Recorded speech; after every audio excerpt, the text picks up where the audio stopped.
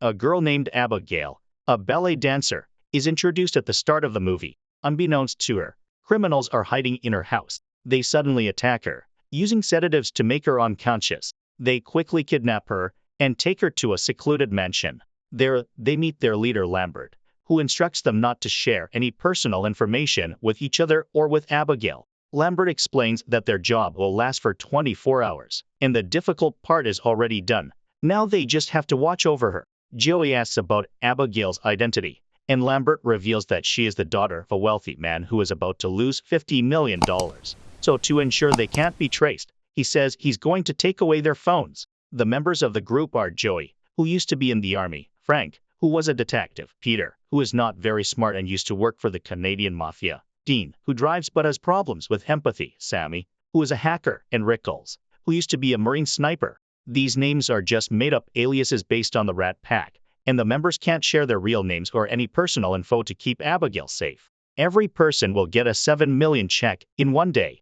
Joey goes to see Abigail. She asks him to take off her blindfold because it feels too tight. Joey puts on a mask to stay safe and does what she asks. Joey sees that Abigail's wrist hurt. He moves her hands from behind her back to the front and puts the handcuffs back on so she feels more comfortable. Joey tells Abigail that they won't let her go until her dad gives them the money.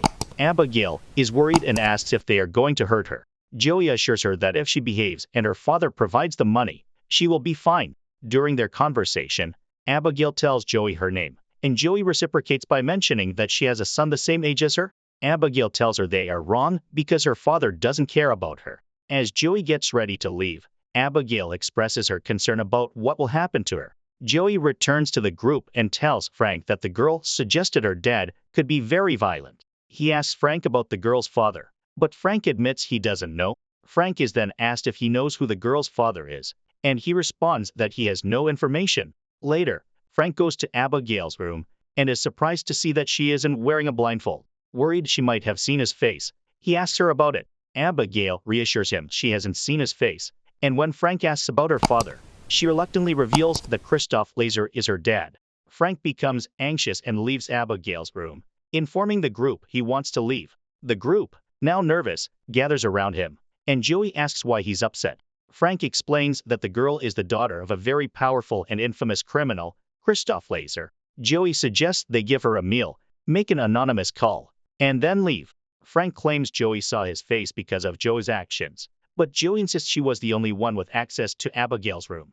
Dean believes Christoph isn't real, just a made-up story, but Frank insists he's real. The group is uncertain about Joey's decision to remove the girl's blindfold and worries they might have to kill her now, but Joey disagrees. They decide to stick to their plan and disappear once they get their share of the money. Later, Rickles confides in Joey that he doesn't trust these people and urges them to stick together and watch out for each other.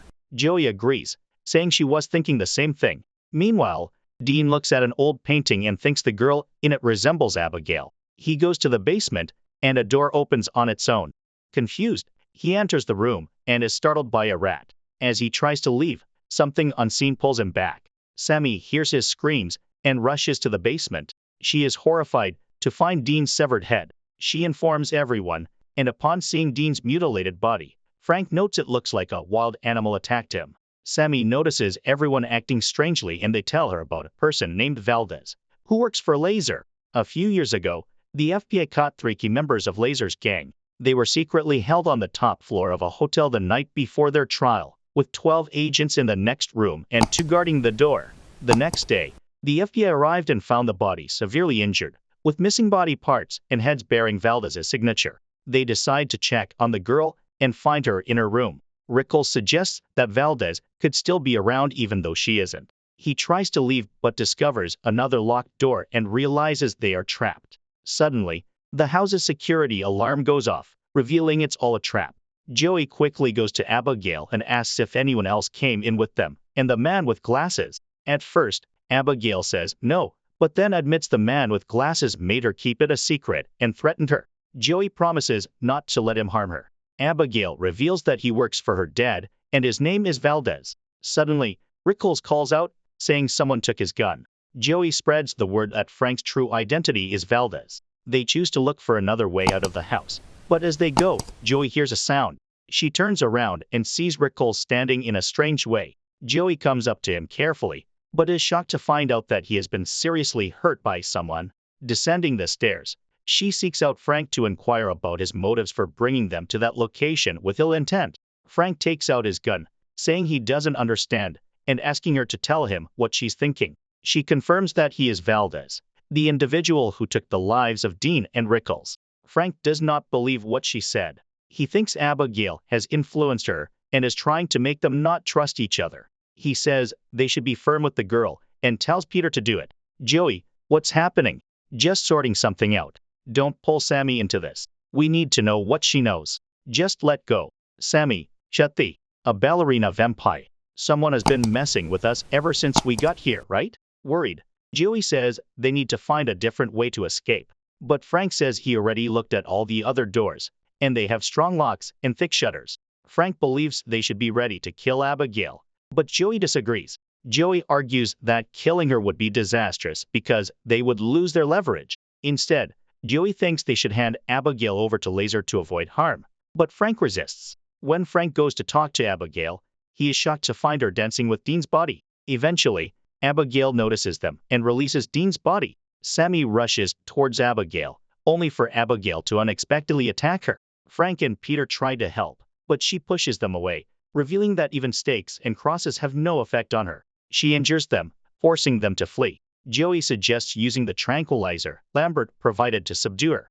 Joey proposes splitting up and informing her immediately if anyone finds Abigail, so she can come with the syringe. Later, Sammy is startled by bats, causing her to fall into a pool. To her horror, she discovers it's filled with bodies. Meanwhile, Abigail approaches Peter, who panics and warns the others about the vampire behind him.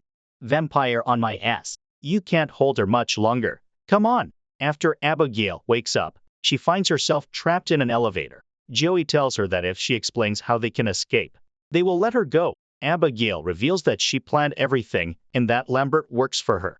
She then discloses that Sammy's real name is Jessica and admits she initially funded her career by tapping into her wealthy parents' bank account. This led people to move their money overseas and eventually target bigger prey, especially one in particular. Next, she exposes that Peter's real name is Terrence and that he works as the enforcer for the Montreal Broussard family. She taunts him, asking if he ever gets tired of hurting people for money and enduring his coworkers' ridicule for not being smart. She accuses him of stealing from his team and mocks him for being weak and disloyal. Additionally, she calls him a drunk and questions how long he can keep living off the stolen money. Finally, she reveals that Frank used to be a detective named Adam Barrett. He pretended to be someone else and worked for their branch in New York. Abigail wanted to know how he felt when he arrested the 3 lieutenants he had grown fond of. She also admitted that she hurt them because of him. Then, she reveals that Joey's real name is Ana Lucia Cruz. Joey used to be an army medic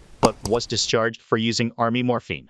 She tried to care for her son but eventually left him with his abusive father before becoming a secret doctor for shady individuals. One day, she made a mistake at work, and instead of removing a bullet, she accidentally tore a blood vessel, causing the death of someone important to her father's business. Abigail believes Joey and Detective Barrett are similar because neither went back to see their kids. Joey questions how many people Abigail thinks she'll have to hurt to win her father's love. Frank wonders about Abigail's true motives. If she wanted revenge, she could have killed them instead of bringing them here. Abigail reveals she enjoys playing with her victims and sees them as mere entertainment, just like any other prey. Joey, now in a cage, asks Abigail to let her out, but Abigail says she won't hurt 2 of them if they comply. Frank wants to kill her, but Abigail promises that anyone who helps her escape will be spared. Peter tries to open the door to stay safe, but Joey shoots him. She claims she almost didn't spot him and then asks for his gun to assist him. Frank is tasked with watching Abigail, who wants him to open the door. Frank says he'll consider it if she tells him how to escape. Abigail agrees but insists he must release her immediately after. Frank agrees, and Abigail tells him about a secret door in the library. She instructs him to push the bookshelf on the right while using the book titled "And Then There Were None." After learning this, Frank decides to cancel the deal and refuses to open the cage door. But Abigail easily breaks the gate and approaches Frank menacingly. Before she can hurt him, Joey breaks the wooden planks off a window, letting in sunlight, which Abigail is very sensitive to. Joey sees Frank looking for something, and he finds the book.